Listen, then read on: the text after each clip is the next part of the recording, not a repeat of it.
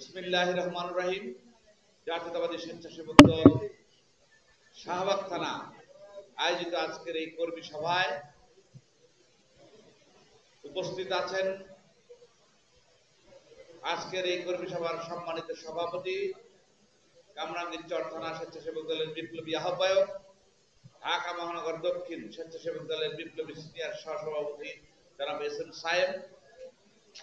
উপস্থিত আছেন আজকের এই কর্মী সভার প্রধান অতিথি হিসেবে উপস্থিত আছেন ছাত্র রাজনীতির পরিচ্ছন্ন কালোটিন অহংকার ডেমরা থানা ছাত্র দলের সাবেক আহ্বায়ক, সাবেক সভাপতি, ঢাকা মহানগর দক্ষিণ ছাত্র দলের সাবেক সিনিয়র সহসভাপতি, জাতীয়তাবাদী স্বেচ্ছাসেবক দল ঢাকা মহানগর দক্ষিণের অহংকার সাবেক বিপ্লবী সভাপতি, জাতীয়তাবাদী স্বেচ্ছাসেবক দল কেন্দ্রীয় সংসদের বিপ্লবী সভাপতি জননেতা জনাব এস.এম. জিলানী সহ মঞ্চে উপস্থিত আছে আমার ঢাকা মহানগর দক্ষিণের সকল নেতৃবৃন্দ, মঞ্চের সামনে আমন্ত্রিত বিএনপি যুবদল, ছাত্রদল, মহিলা দল, কৃষক দল, তাঁতি দল, সকল স্তরের নেতৃবৃন্দ, আমার শাহবাগ থানা স্বেচ্ছাসেবক দলের সাবেক নেতৃবৃন্দ, 20 এবং 21 নম্বর ওয়ার্ড স্বেচ্ছাসেবক দলের আহ্বায়ক, সদস্য সচিব এবং সকল স্তরের নেতৃবৃন্দকে জানাই সংগ্রামী শুভেচ্ছা ও বিপ্লবী অভিনন্দন। শ্রদ্ধা ভরে স্মরণ করছি মহান স্বাধীনতার ঘোষক, বহুদলীয় গণতন্ত্রের প্রতিষ্ঠাতা, রণাঙ্গনের বীর মুক্তিযোদ্ধা, জাতীয়তাবাদী দল বিএনপির প্রতিষ্ঠাতা, বাংলাদেশের প্রথম রাষ্ট্রপতি শহীদ প্রেসিডেন্ট জিয়াউর রহমান বীর উত্তমকে। শ্রদ্ধা ভরে স্মরণ করছি মহান ভাষা আন্দোলন এবং মহান স্বাধীনতা যুদ্ধের যে সকল শহীদ এদেশের জন্য প্রাণ দিয়ে গেছেন, সেই শহীদদের প্রতি সশ্রদ্ধ সালাম। শ্রদ্ধা ভরে স্মরণ করছি বিগত 17 বছর এই ফ্যাসিবাদ বিরোধী আন্দোলনে এবং গণতন্ত্র পুনরুদ্ধার আন্দোলনে যারা শহীদ হয়েছেন, পঙ্গু হয়েছেন, গুম হয়েছেন, খুন হয়ে গেছেন, সকলের প্রতি আমার সশ্রদ্ধ সালাম। শ্রদ্ধা ভরে স্মরণ করছি 24-এর ছাত্র জনতার সফল গণ উত্থানে যারা নিজের প্রাণ বিসর্জন দিয়েছেন, সেই সকল শাহাদাত বরণকারী ভাই বোনদের প্রতি আমার সশ্রদ্ধ সালাম। আমি দ্রুত রোগ মুক্তি সুস্থতা কামনা করছি। যারা আহত আছেন, অন্ধ হয়ে গেছেন, পঙ্গু হয়ে গেছেন পুলিশের গুলিতে, সেই সকল ভাই বোনদের আমি দ্রুত সুস্থতা কামনা করছি। আমি ধন্যবাদ জানাই আজকে যারা এই অক্লান্ত পরিশ্রম করে এই সভাটি আয়োজন করেছেন এবং অত্যন্ত সুশৃঙ্খল একটি পরিবেশ সৃষ্টি করেছেন, তার জন্য আপনাদের সকলকে আন্তরিক ধন্যবাদ। ধন্যবাদ জানাই যিনি সার্বক্ষণিক এই সভার আয়োজকের সাথে যোগাযোগ করে এবং কর্মী সভাটি যেন সফলভাবে সম্পন্ন হতে পারে এ ব্যাপারে খোঁজ খবর রাখছেন সেই প্রিয় নেতা, সাবেক মন্ত্রী, সাবেক এমপি, সাবেক মেয়র জননেতা জনাব মির্জা আব্বাস ভাইকে আমাদের ঢাকা মহানগর দক্ষিণের পক্ষ থেকে ধন্যবাদ জানাই। প্রিয় নেতৃবৃন্দ, আসলে আজকে দিক নির্দেশনামূলক গুরুত্বপূর্ণ বক্তব্য রাখবেন আমাদের সংগঠনের সম্মানিত সভাপতি এবং আজকের প্রধান অতিথি জননেতা জনাব এস.এম. জিলানী। আমরা মনোযোগ দিয়ে তার গুরুত্বপূর্ণ দিক নির্দেশনা শুনব, কিন্তু আমি বেশি সময় অল্প কথায় অল্প সময় আপনাদের নেব, মনোযোগ সহকারে শুনবেন। আজকে এখানে তো হল ভরে গেছে, বিভিন্ন রঙের টুপি, খুব সুন্দর লাগছে। এই সুন্দর পরিবেশ সৃষ্টি করার জন্য যারাই করেছেন সবাইকে ধন্যবাদ। একটি কর্মী সভার সৌন্দর্য, ক্যাপ, টুপি, গেঞ্জি, পতাকা নিয়ে আসছেন, সবাইকে ধন্যবাদ। আসলে শাহবাগ থানা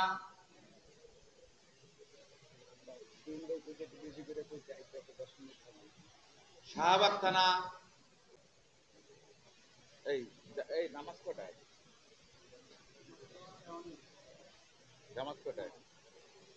আসলে স্বেচ্ছাসেবক দল শাহবাগ থানা আমাদের মহানগর দক্ষিণে 24টি ইউনিটের মধ্যে অত্যন্ত গুরুত্বপূর্ণ থানা জাতীয়তাবাদী স্বেচ্ছাসেবক দলের এই শাহবাগ থানা। ভৌগোলিক কারণে শাহবাগ থানার গুরুত্ব অত্যন্ত বেশি। আমাদের আরো কয়েকটি সুপার ইউনিট আছে যেগুলি অনেক বড় এরিয়া নিয়ে এবং অনেকগুলি ওয়ার্ড নিয়ে 7টা-8টা ওয়ার্ড নিয়ে এক একটা থানা, আমরা সেগুলিকে সুপার ইউনিট বলি। কিন্তু সেই সুপার ইউনিটের পাশে দুইটি ওয়ার্ড থাকা সত্ত্বেও শাহবাগ থানাও আমাদের একটি সুপার ইউনিট। কারণ আন্দোলন সংগ্রামে এবং দল ঘোষিত যে কোনো সমাবেশ সংগ্রাম সফল করার জন্য অগ্রণী ভূমিকা পালন করে থাকে এই শাহবাগ থানা স্বেচ্ছাসেবক দল। বিগত 17 বছর বিশেষ করে আমি জাতীয়তাবাদী স্বেচ্ছাসেবক দলের মহানগরের দায়িত্বে বিগত প্রায় সাংগঠনিক সম্পাদক ছিলাম প্রায় 6.5 বছর, আর সাধারণ সম্পাদক হিসেবে 2 বছর, প্রায় 7-8 বছর আমি মহানগরে আপনাদের সঙ্গে দায়িত্ব পালন করার চেষ্টা করছি।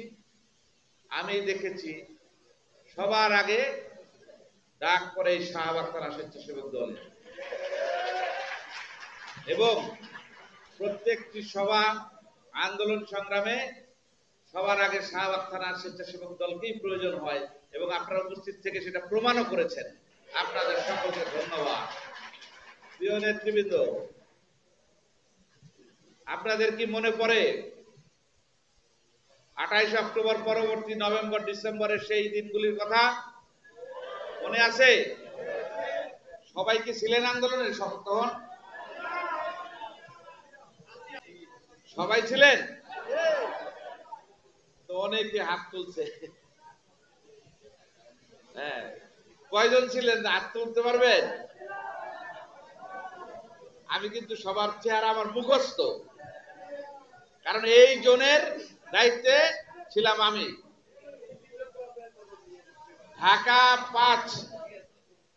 ঢাকা মহানগর দক্ষিণের 5 নাম্বার জোনের টিম লিডার ছিলাম আমি, নাকি? আমার সবাই চেনেন আপনারা? সবাই চেনেন? আসলে আমি কেন বলছি আপনারা সবাই বুঝতে পারছেন। নভেম্বর ডিসেম্বরে আমি কিন্তু ঢাকা মহানগরের 5 নাম্বার টিমের টিম লিডার ছিলাম। আমরা তখন সেই বিক্ষুব্ধ সময়ে যে মিছিলগুলো করেছিলাম, শাহবাগ থানা স্বেচ্ছাসেবক দলের পক্ষ থেকে কিন্তু এত মানুষ দেখি নাই। তখন যেই সংগ্রামী ভাইদের চেহারাগুলো দেখেছি আমার কিন্তু সব মুখস্থ। আজকে একটি কর্মী সভায় সবাই মাঠ ভরে ফেলেছেন, হল ভরে ফেলেছেন। আসলে নিজের যোগ্যতা প্রমাণের কিছু রাজনীতিতে কর্মী সভার মাধ্যমে সীমাবদ্ধ না, কিন্তু আমরা আন্দোলন সংগ্রামে যারা উপস্থিত ছিলেন এবং যারা বিভিন্নভাবে সংগ্রামে ভূমিকা রেখেছেন, শুধুমাত্র মিছিল মিটিং না, আরো অনেক রকম সংগ্রামের ব্যাখ্যা আছে। সব রকম আন্দোলনে সক্রিয় ছিলেন, তাদের চেহারাগুলোর মাঝে আজকে নতুন অনেক চেহারা দেখতে পাচ্ছি। সবাই তো ছিলেন না। যাই হোক, কর্মী সভা কর্মী সভায় আমি আজকে লোক দিয়ে ভরে ফেললাম, তাহলে কিন্তু নেতাদের চোখে পড়ে গেলাম, ব্যাপারটা আসলে কিন্তু এরকম না। আপনারা যারা ছিলেন সবাইকে চিনি। যাই, আমরা বিগত 17টি বছর আন্দোলন কেন করেছি? জাতীয়তাবাদী দল বিএনপি বিগত 17 বছর আন্দোলন কি কারণে করলো আপনারা কি জানেন? আমরা মঈনুদ্দিন ফখরুদ্দিন সরকারের পর যখন এই হাসিনাকে জোর করে ক্ষমতায় বসানো হলো, তাদের নীল নকশায় আপসীর নেত্রী বেগম খালেদা জিয়ার নেতৃত্বে আমরা গণতন্ত্র পুনরুদ্ধার আন্দোলন শুরু করেছিলাম। পরবর্তীতে আমাদের সেই আন্দোলন ফ্যাসিবাদ বিরোধী লড়াইয়ে পরিণত হয়। বিগত 17টি বছর আমরা এই ফ্যাসিবাদ বিরোধী লড়াইয়ে সবচেয়ে বেশি অগ্রণী ভূমিকা পালন করেছে জাতীয়তাবাদী দল বিএনপি এবং তার এই অঙ্গ সংগঠন। এবং বিশেষ করে এই ডামি নির্বাচনের পূর্বে এবং 5ই আগস্টের আন্দোলনের সবচেয়ে বেশি সক্রিয় ছিল জাতীয়তাবাদী স্বেচ্ছাসেবক দল। জাতীয়তাবাদী স্বেচ্ছাসেবক দল এই ফ্যাসিবাদ বিরোধী লড়াইয়ে অনেক নেতৃবৃন্দ গুলিবিদ্ধ হয়েছেন, অনেকে পঙ্গু হয়ে গেছেন। আপনারা অবশ্যই মনে আছে 19 জুলাই আমাদের আন্দোলনটা শুরু হয়েছিল সম্ভবত 14-15 তারিখ থেকে। এই জুলাইয়ের 14-15 তারিখের দিকে 19 জুলাই আমরা আমাদের প্রতিরোধের মুখে পুলিশ কিন্তু পিছু হটতে বাধ্য হয়েছিল এবং আমরা কিন্তু আমাদের কেন্দ্রীয় পার্টি অফিস পুলিশের দখল মুক্ত করেছিলাম আপনাদের সাথে নিয়ে। আমাদের প্রতিরোধের মুখে 19 জুলাই পতিত সরকার কারফিউ দিতে বাধ্য হয়েছিল এই জাতীয়তাবাদী দলের কর্মীদের প্রতিরোধের মুখে। আজকে অনেকেই বলছেন, অনেকেই অনেক রকম কথা বলছেন, বিভিন্নভাবে দেখতে পাচ্ছি জাতীয়তাবাদী দলের ভূমিকা নিয়ে প্রশ্ন তুলছেন। যারা তুলছেন তারা চিহ্নিত, তারা ছিল এই আন্দোলন সংগ্রামের ঘাপটি মারা হেলমেট বাহিনী, নাকি? এই হেলমেট বাহিনী তারা ছাত্রলীগ যুবলীগের পরিচয়ে এতকাল রাজনীতি করেছে।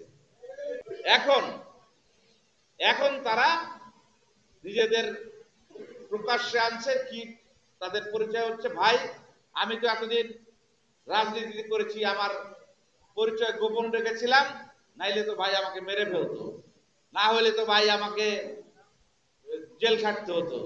সংগঠনের স্বার্থে আমি আমার পরিচয় গোপন রেখেছিলাম, নাকি? এই কথাই তো বলে তারা, এগুলি বলছে না। আমার ছাত্র দল, যুব দল, স্বেচ্ছাসেবক দল, মূল দল, মহিলা দলের কর্মীরাও মার খেয়েছে, জেল খেটেছে। এমন কোন অত্যাচার নাই যে অত্যাচারের শিকার তারা হয় নাই, ঠিক কিনা? কিন্তু তারা কি নিজের পরিচয় লুকিয়েছে? তারা জেলখানায় বসে রিমান্ড রুমে মার খাওয়ার সময় বলেছে গর্বিত ভাবে, আমি জাতীয়তাবাদী দলের সৈনিক, আমি শহীদ জিয়ার আদর্শ বুকে ধারণ করি, আমার নেতা জনাব তারেক রহমান।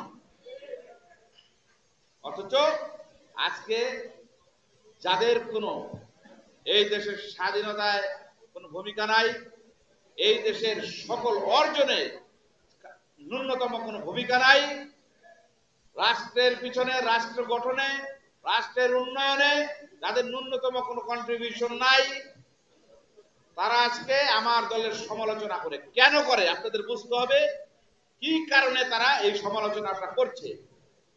কারণ আমরা জাতীয়তাবাদী দলের যে সৈনিকরা আছি, আমরা আগামীতে যখন নির্বাচনের জন্য একটি ভোটারের কাছে যাব যে ভাই আমার দলকে আপনার ভোট দিতে হবে, ওই ভোটার যদি জিজ্ঞেস করে যে ভাই আপনাকে আমি কেন ভোটটা দেব, আপনি কি বলবেন?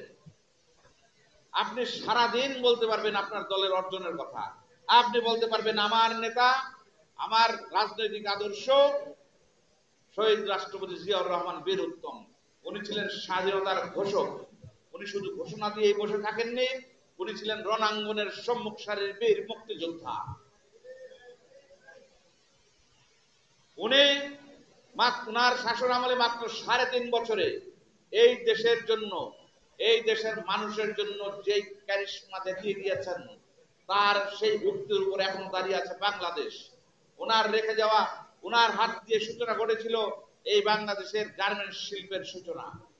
ওনার হাত ধরে এসেছিল বাংলাদেশের মানব সম্পদ বিদেশে রপ্তানি করার সূচনা, এবং এর ভিত্তির উপর দাঁড়িয়ে আছে এখন বাংলাদেশের অর্থনীতি।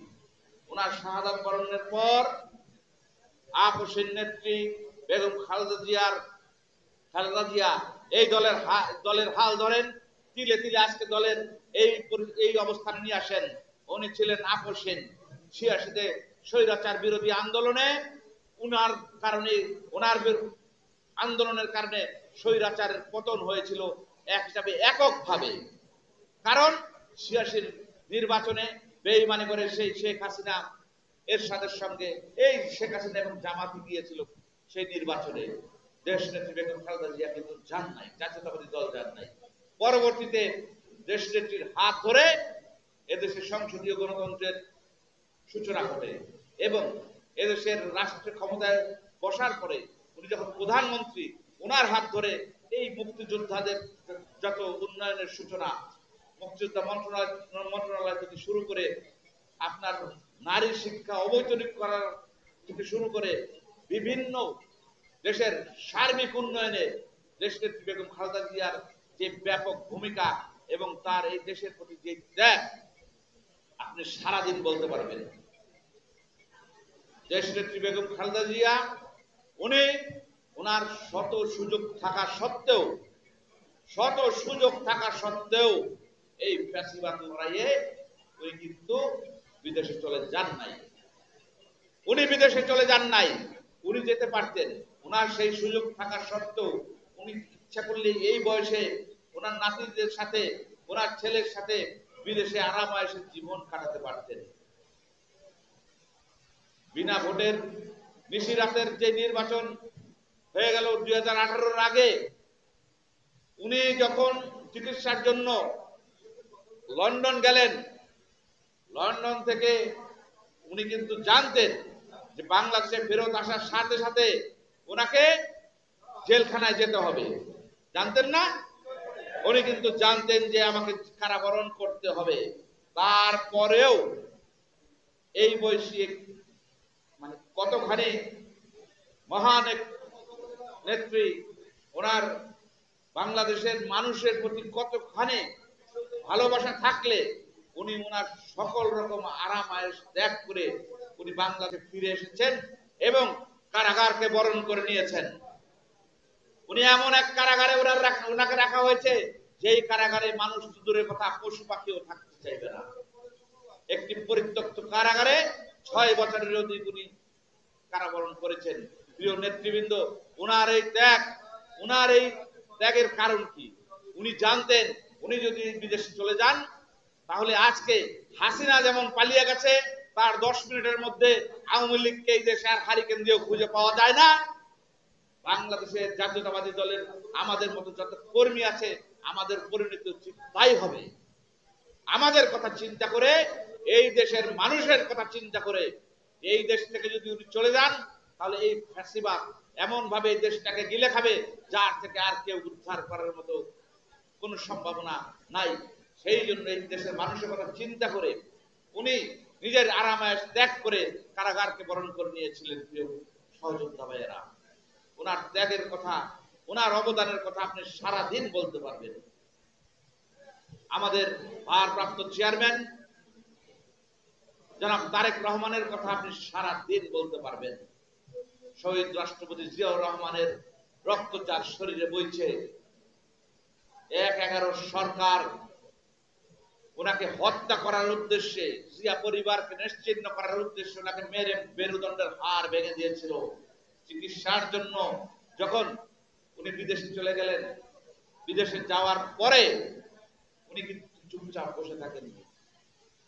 14 সালের পর থেকে এই দেশের দলের হাল ধরেছেন, সাংগঠনিক হাল ধরেছেন, আমাদের প্রতিনিয়ত দিক নির্দেশনা দিয়ে গেছেন এই ফ্যাসিবাদের বিরুদ্ধে কিভাবে লড়াই করতে হবে, কখন কোথায় করতে হবে, সমস্ত রকম দিক নির্দেশনা উনি দিয়েছেন। ওনার সফল দিক নির্দেশনার কারণেই আমরা এদেশের মানুষের পক্ষে, যখন চাল ডালের দাম বেড়ে যায় আমরা জাতীয়তাবাদী দল আন্দোলন করেছি, যখন ছাত্রদের বই খাতার দাম বেড়ে গেছে আমরা জাতীয়তাবাদী দল আন্দোলন করেছি, যখন সীমান্তে হত্যা হয়েছে তারেক রহমানের নির্দেশনায় আমরা এর প্রতিবাদ করেছি, যখন ভারতীয় আগ্রাসনের বিরুদ্ধে বিনা শুল্ক ট্রানজিটের বিরুদ্ধে তারেক রহমানের নির্দেশনায় রাজপথে দুর্বার আন্দোলন, আমরা জাতীয়তাবাদী দল দুর্বার আন্দোলন গড়ে তুলেছি প্রিয় নেতৃবৃন্দ।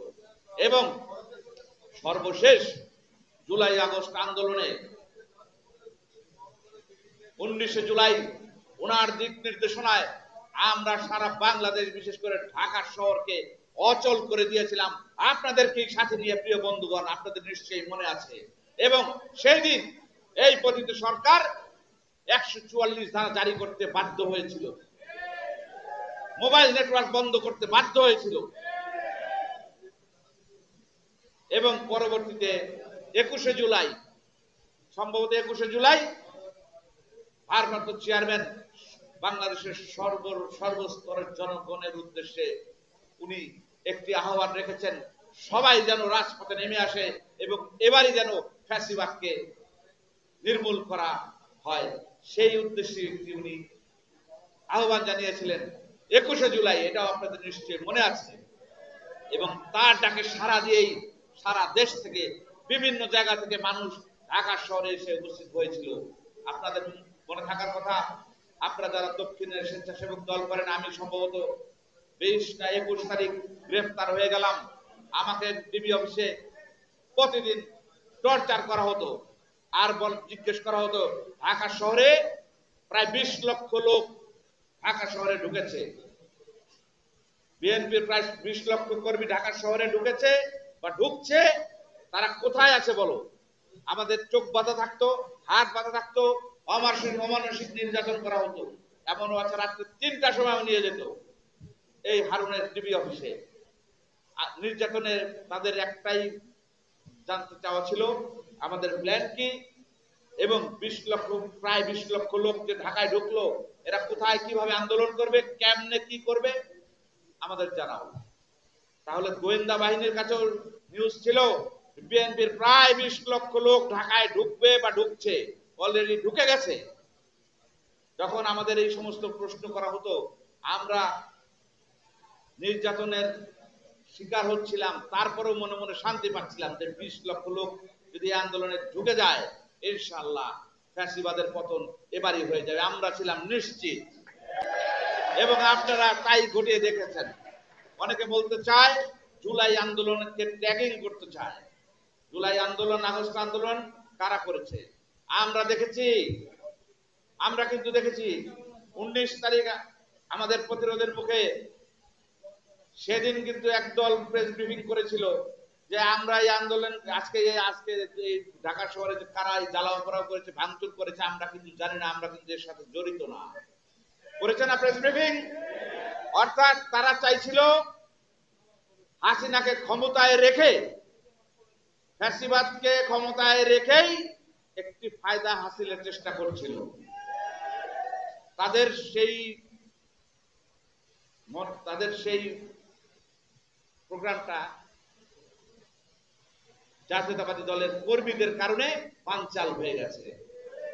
আমাদের টার্গেট ছিল 1 দফা, কিন্তু তারা সেটাকে মিসগাইড করতে চেয়েছিল। বা তাদের পরবর্তীতে প্রায় 30 তারিখে আমি তখন জেলখানায়, আমি দেখলাম তারা আরেকটি, আমরা ছিলাম নিচে বন্দী, ওই ছাত্র নেতাদের উপরের তলায় বন্দী করে রেখেছিল ডিবি হারুন, এবং এক পর্যায়ে সেখান থেকে তারা প্রেস ব্রিফিং করে তারা কিন্তু তাদের আন্দোলন প্রত্যাহার করেছিল। এটা সম্ভবত 30 তারিখের দিকে, যে আমাদের দাবি দেওয়া ডিবির মাইর খাওয়ার পরে বলতেছে আমাদের দাবি দেওয়া পূরণ হয়ে গেছে, ভাই আমাদের আন্দোলন শেষ, আমরা বাড়ি যাই নাকি। তাহলে আন্দোলন কারা করলো? ছাত্ররা যে ট্যাগিংটা দিতে চাচ্ছে, আমি কাউকে ছোট করে বলছি না বা কাউকে হেয় করার জন্য উদ্দেশ্য না, তারা যে ট্যাগিংটা দিচ্ছে তারা তো আন্দোলন প্রত্যাহার করেছিল। তাহলে আন্দোলনটা কারা করেছিল? আন্দোলন করেছিল তারাই। আপনি প্রত্যেকটা ভিডিওতে, প্রত্যেকটা ছবিতে দেখতে পাবেন, যখন ছাত্র নেতারা ভাষণ দিচ্ছে, ছাত্র নেতা যখন মিছিল করে যাচ্ছে, তার আশেপাশে তার চতুর্দিকে ছিল জাতীয়তাবাদী দলের কর্মীরা। বিভিন্ন ছবি, বিভিন্ন ভিডিওতে দেখা যায় কোন ছাত্র নেতা ভাষণ দিচ্ছে, তার সামনে মাস্ক পরে, ক্যাপ পরে আমাদের দলের, জাতীয়তাবাদী দলের নেতা কর্মীরা বসে আছে, ঠিক কিনা ভাই? তাদের বুঝতে হবে, কথাবার্তা সাবধানে বলতে হবে, কি কখন কোথায় কি বলতে হবে সেটাও বুঝতে হবে। প্রিয় নেতৃবৃন্দ, আমি ইদানিং অনেকে উল্টাপাল্টা কথা বলছেন, জিয়াবাদ থাকবে না। আসলে যারা বলছেন এরা হচ্ছে সেই জার্সি বদলকারী হেলমেট বাহিনী। এতদিন তারা ছাত্রলীগ যুবলীগের জার্সি গায়ে ছিল, এখন হঠাৎ করে সেই জার্সি খুলে তারা এখন আরেকটি সংগঠনের নামে আত্মপ্রকাশ ঘটিয়েছে। জুলাই আগস্টের আন্দোলন যদি সফল না হতো, তারা তো এখন সেই হেলমেট বাহিনী রয়ে যেত, ঠিক না? সেই হেলমেট বাহিনী কিন্তু তারাই থাকতো এখনো, তারা কিন্তু নিজের পরিচয় বদল করতো না, এবং আমাদের উপরেই তারা অত্যাচার অব্যাহত রাখতো। তাদের থেকে সাবধান থাকতে হবে। প্রিয় নেতৃবৃন্দ, আমি যেই কথাটি বলছিলাম, আগামীতে নির্বাচনের জন্য একটি ভোটারের কাছে যখন যাবেন, আপনার দলের সমস্ত আপনার অবদান আপনি সারাদিন বলতে পারবেন, কিন্তু যারা আমাদের নামে অপপ্রচারটা করছে তাদের তো সেই সুযোগ নাই, এদেশের প্রতি তাদের কোনো কন্ট্রিবিউশন নাই। এই কারণে তারা আমাদের দলের বদনাম করছে। তাদের থেকে বন্ধুগণ সাবধান থাকতে হবে। প্রিয় নেতৃবৃন্দ, জনগণের আস্থা এবং ভালোবাসা অর্জন করতে হবে, যার কারণে একটি ভোটারের কাছে গেলে সে যেন জাতীয়তাবাদী দলের কোন একটি কর্মীর উপর ন্যূনতম বিরক্ত না হয়। যাই হোক, আমি বক্তব্য দীর্ঘায়িত করতে চাচ্ছি না। আমি চাই জাতীয়তাবাদী স্বেচ্ছাসেবক দল ঢাকা মহানগর দক্ষিণ এমন একটি সংগঠন হবে, যে সংগঠন সবচেয়ে বেশি শক্তিশালী সংগঠন হিসেবে আমাদের ভারপ্রাপ্ত চেয়ারম্যান তারেক রহমান হাতকে আগামীতে রাষ্ট্র গঠনে শক্তিশালী করবে, এবং সেই সময় জাতীয়তাবাদী স্বেচ্ছাসেবক দল শাহবাগ থানা সবচেয়ে অগ্রণী ভূমিকা পালন করবে। আমরা জানি আন্দোলন সংগ্রামে কারা ছিলেন। ইনশাল্লাহ আমরা চাই প্রত্যেকের পরিচয় নিশ্চিত করতে, আপনাদের যারা ত্যাগী, যারা সংগ্রামে ছিলেন, তাদের দিয়ে ইনশাল্লাহ আমরা একটি সুন্দর শাহবাগ থানা স্বেচ্ছাসেবক দল করার চেষ্টা করব, এবং যারা নতুন এসেছেন তাদেরকেও স্বাগত জানাই, কিন্তু তাদের পরিচয়টা হতে হবে জাতীয়তাবাদী দলেরই সৈনিক, অন্য কোন সংগঠনের না। প্রত্যেকের পরিচয় দেখে দেখে আমরা আপনাদের পরিচয় দেওয়ার চেষ্টা করব, বায়োডাটা দেখে দেখে। ওই অন্য কোন সংগঠন, ছাত্রলীগ যুবলীগ থেকে এসে এখানে টুপি পরে বসে যাবেন আর আমরা পদ দিয়ে দেব, এমনকি ভুল করেও ভাববেন না, ভুল করেও ভাববেন না। প্রিয় নেতৃবৃন্দ, আপনারা ভালো থাকবেন। আশা করি আগামীতে আরো বেশি শক্তিশালী ভূমিকায় দেখা যাবে আপনাদের, সেই আশাবাদ ব্যক্ত করে আজকের মতো বিদায় নিচ্ছি। বাংলাদেশ জিন্দাবাদ, শহীদ রাষ্ট্রপতি জিয়াউর রহমান অমর হোক, আপসীর নেত্রী বেগম খালেদা জিয়া জিন্দাবাদ, বিএনপির ভারপ্রাপ্ত চেয়ারম্যান জনাব তারেক রহমান জিন্দাবাদ, জাতীয়তাবাদী স্বেচ্ছাসেবক দল ঢাকা মহানগর দক্ষিণ জিন্দাবাদ। আসসালামু আলাইকুম।